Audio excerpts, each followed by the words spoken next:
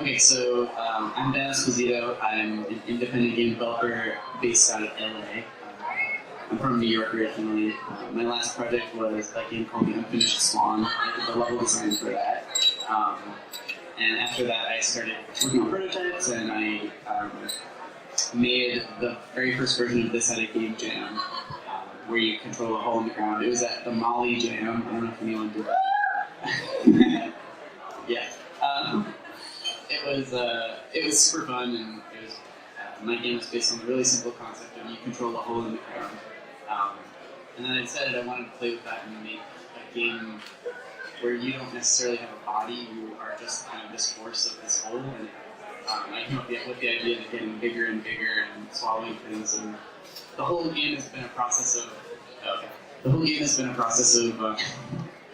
of figuring out what it means to be a whole and to control negative space and what happens when things go away, where do they go. So I'll just start a little bit.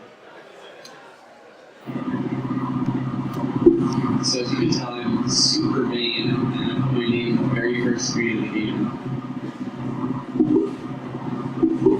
This is basically the entire game. It's just my name over and over again. Now you control this hole, and anytime something falls in, you get a tiny bit bigger.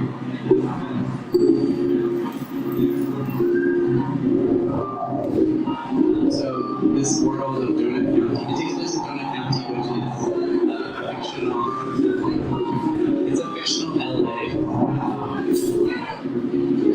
Where there's these raccoons that are kind of like coming in with their own donuts, and they're threatening the donut ecosystem of Los Angeles.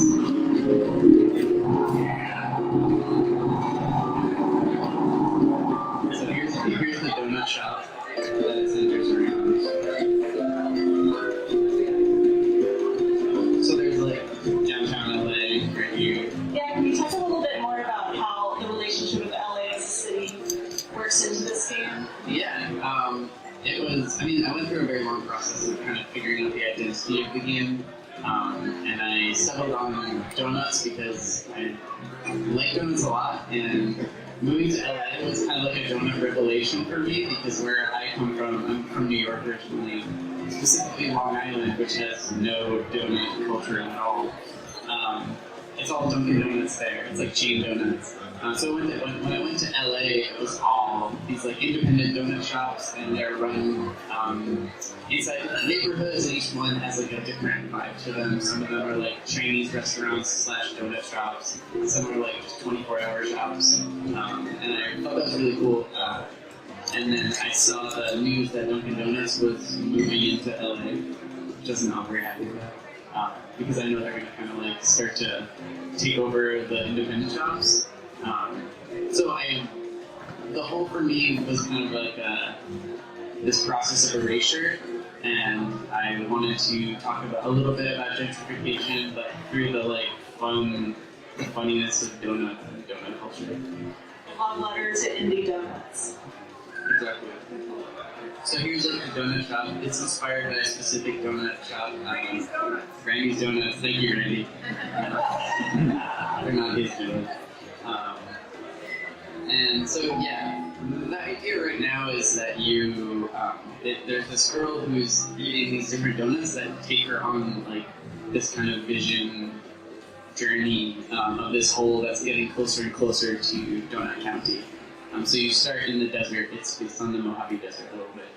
I always wanted to talk about gentrification, just as like a little bit of a background. So these raccoons are these like new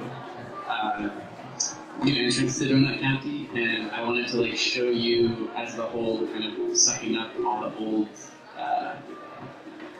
the old cultures and the old buildings and stuff there. So this is like kind of like provisional housing.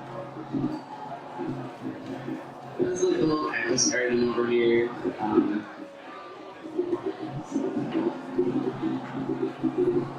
So this game has been described as like for Reverse Katamari was Katamari an inspiration to you, or were there other games that inspired this gameplay? That's a good question. Katamari is definitely an inspiration. It feels a little bit like the Reverse Katamari, although it's very similar to the main mechanic. Katamari is a game where you roll a ball around and stuff sticks to it, and you get bigger and bigger, which allows you to play bigger things. The game portion of it is that there's a timer, and so the game becomes about planning a path through space.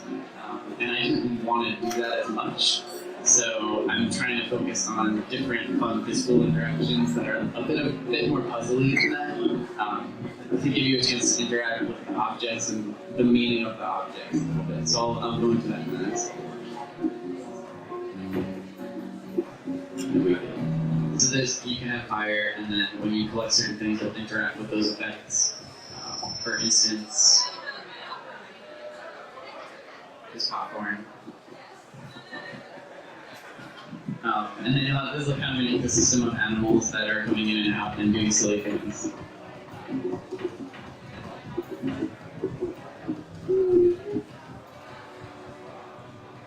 Cool. This level is a bit more complicated. You can get the carrots stuck in the hole. And you can lure these bunnies in.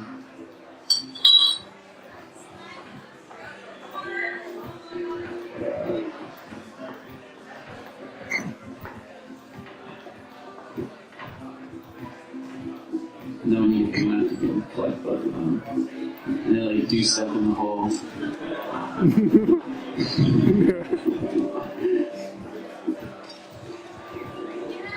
that's the very basic flavor of the game, is collecting different things and combining them. It strikes me as very contemplative, and I like that about this game. It looks like there's not a way to die, and maybe not one that I found yet. Is that true? There's no failed state at all. Usually there's just things will reset naturally, which is a bit more design work, but I think it's important to the vibe of the game that feels like the game's not telling you that you failed at all. It's just saying this is maybe a different way to do it. Because you're a whole, holes don't fail, they can't fail. So I didn't really study 3D at all. I was more of a 2D person, and I was doing a lot of illustration when I was getting into games, so a lot of my stuff was 2D. And then I took a class on Maya, and I thought it was really cool, and I always wanted to do 3D, but I never could find a way to imprint my style on it, because I didn't understand how to do textures, I didn't know how to do all that stuff. And so I started messing with taking away different elements that I learned. So I had learned, texturing things, I had learned, putting shaders on stuff, and for this I decided to take away as much as possible. So there's no lighting, there's no textures, it's just flat colors, and that was a good constraint for me visually. So everything, for the most part, most things you see are just a flat color with no other information on it, no lighting or whatever. Of course, once I did that, I realized I had a very obvious problem of there's no depth to any of the scenes. So for instance, this is a camera looking at the ground. It's not super easy to tell. The hole gives you some information. There's water in it now. So I added the shadows to help kind of mesh things to the ground, and also these repeated elements of the grass. And so it's been a process of here's a constraint of no lighting, no gradients. How do I communicate depth, and how do I make things feel volumetric and alive? So originally the theme of the game was quite different. It was called Kachina, and it was inspired by Kachina dolls, which is part of Pueblo Native American religion. And I thought they looked really interesting, and I wanted to incorporate them and make them the characters. So I did that for a while, and that was kind of my original style. So they have all the different Kachina have different powers, and they represent different things. And so that's kind of where the cloud thing came from, and I was building on that for a while. But then I learned a lot about cultural appropriation and reasons why that might not be a good thing to make a a commercial game about, especially because it's not like it's nothing that could be authentic, and I don't want to represent like another group of people. So I kind of like shifted gears and moved towards the donuts, and moved more towards the animals and making the animals like the centerpiece of the game. And so the cool thing about animals is that there's something like elemental about them in terms of puzzles, because like chickens, everyone knows, are not smart at all. So I can do like really silly things with the chickens. In the next level, I can do more relationships between the animals. So this one's is an egg. The next one is a fox and a chicken, and we kind of know how foxes and chickens put together. And then I want to imprint as much character into them as possible. So the fox has this like little chicken. And so yeah, in this level, you put the fox and the chicken in the hole. He eats the chicken. I figured I'd show my like not secret tricks at all to make this game. It's incredibly basic in my error messages. So I'm using Unity, and this is like I'm working by myself on this project, so any advantage I can get, I'm going to use. And so my game is very like, it works with Unity super well because I'm using a lot of the systems that they have built in, and the structure of files and stuff like that. So each level is its own scene, and it takes place in this like diorama, like 2 flat planes. And I'm moving the hole around only along that plane, so that helps me simplify because I'm not a great programmer. So I have this hole, and as you can see, I have like, here, I'll show you. My animals are slightly more complex. So all they're doing, this guy's wandering around here, so this guy. He's just wandering around his points. He's picking a random point. This dude is just chilling over here. If you move him away, he'll like try to path back towards it. Most of the puzzles are not super pre-scripted. I just have like really simple conditions for things happening. So in this one, the fox will just always eat a chicken if he sees him. He'll always run back to this position if he doesn't see him. And then if you can solve the puzzle, I move the camera. And then based on the camera's new position, like whenever the camera changes position, I like fire off a couple of events. So in this case, you can see I'm coming in here, and now I'm like starting to spawn the eggs that are coming out. And you can use that to get bigger. And so the goal of the level is to get everything that you can see. And so all the puzzles kind of break down to, well, how can I use the elements I have to create more elements that will help me get big enough to solve the biggest one. So I unlock that.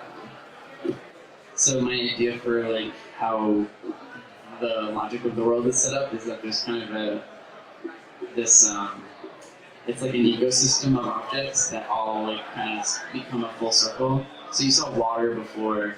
I'm introducing a cloud here, and when you shoot stuff into the cloud, it will rain down water. And when you collect the water, the objects that it rained down, that used to make the rain, are inside of the puddles. And so so you get the objects back and you can put them back in. And so in this one, there's like a water wheel. And you can use the water to shoot water into the water wheel. And then my hope is that eventually you learn to make clouds. And so you can use like a combination of objects to create a cloud, which will create water, and then that will create something else, which like will come full circle. But that's about as puzzle-y as it's going to actually get. And that's important to me too, because I don't like puzzle games at all. I'm not saying they're bad. I think like I don't like the feeling of a lot of puzzle games where it's you having a dialogue with the designer, and I don't necessarily want you to feel like you're playing against me.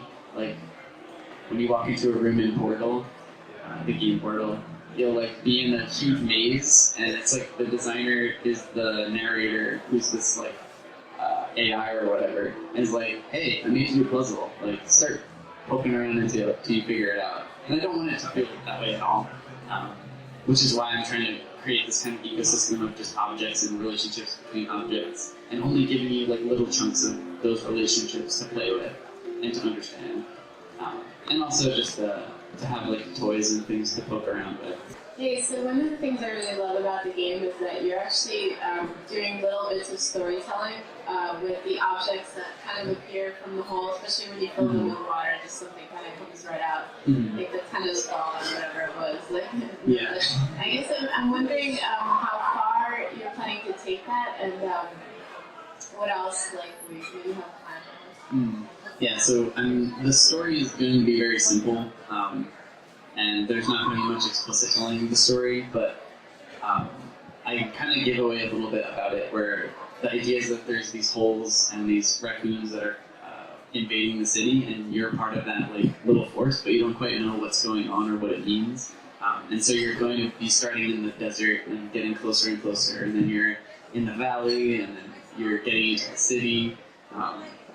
And I want the objects to kind of just like be signposts for you, and to give you maybe like a little bit of feeling of like bittersweetness, because like it is kind of nice and fun to do, but also every level ends with like a completely blank screen and everything's gone.